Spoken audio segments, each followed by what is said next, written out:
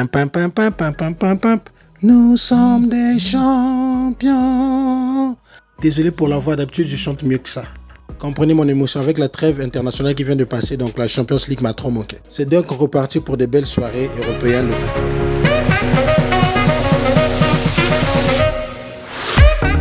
Salut les potos, bienvenue sur la chaîne pour cette vidéo.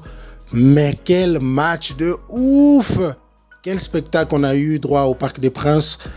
Voilà le football qu'on aime, du suspense, du spectacle.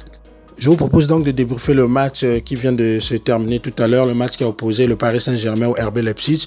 Le Paris Saint-Germain avait l'obligation de s'imposer pour récupérer la tête de sa poule, pas la femelle du coq. Désolé, j'aime bien blaguer, je suis comme ça dans la vie.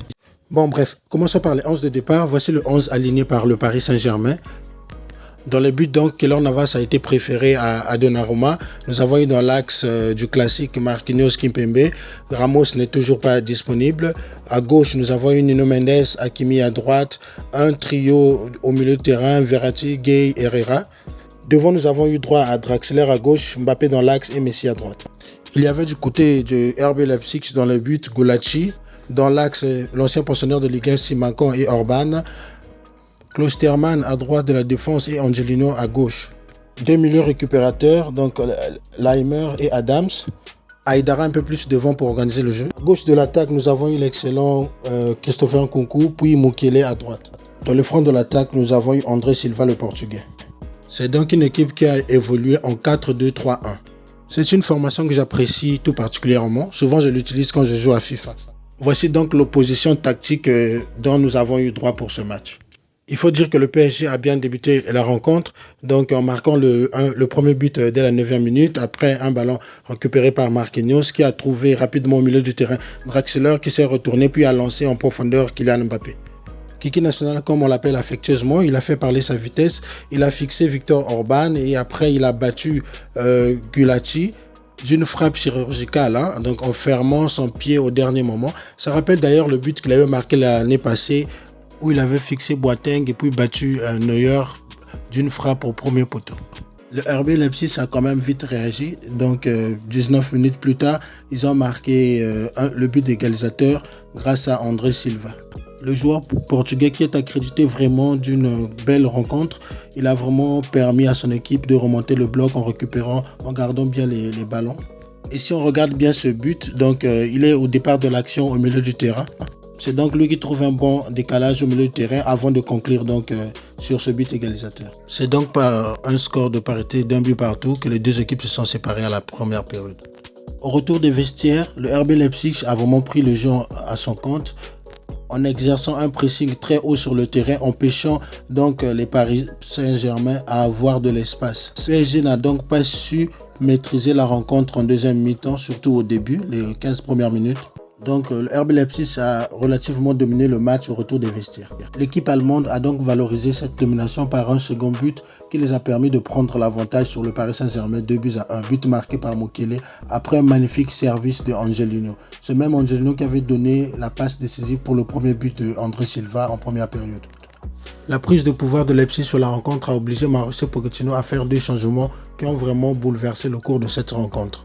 Le technicien argentin a donc décidé de faire sortir Gueye qui avait pris un carton jaune, puis Ander Herrera qui ont été remplacés par Pereira et Wijnaldum au milieu de terrain.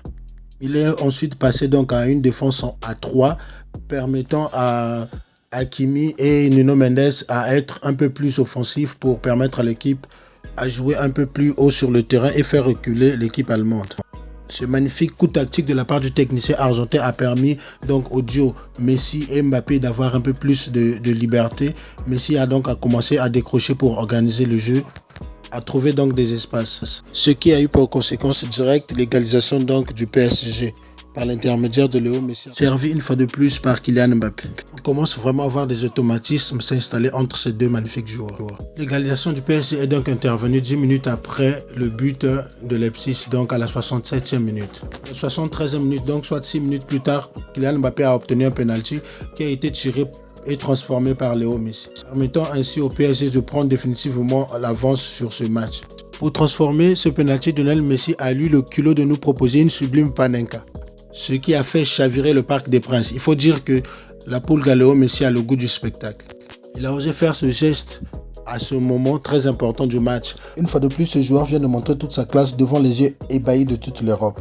Et je suis sûr qu'avec cette prestation, Lionel Messi vient de marquer encore des points dans la course au Ballon d'Or. Le PSG s'en est donc sorti grâce à ce doublé de Léo Messi en deuxième période. Et l'autre gros bonhomme du match, sinon le meilleur, a été Kylian Mbappé. Malgré son penalty manqué en toute fin de rencontre, Kylian Mbappé a marqué le premier but, provoqué le penalty et fait la passe décisive à Lionel Messi. Donc le PSG s'est imposé 3-2 au Parc des Princes et a récupéré la tête de sa poule devant Manchester City de Pep Guardiola. Les amis, merci d'avoir suivi cette vidéo. Pour ceux qui ne sont pas encore abonnés, prière de vous abonner et d'activer la cloche de notification. C'est un bon moyen d'aider gratuitement la chaîne.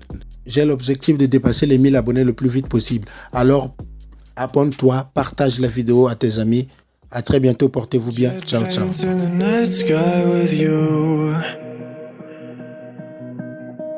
Getting high in the sunrise with you.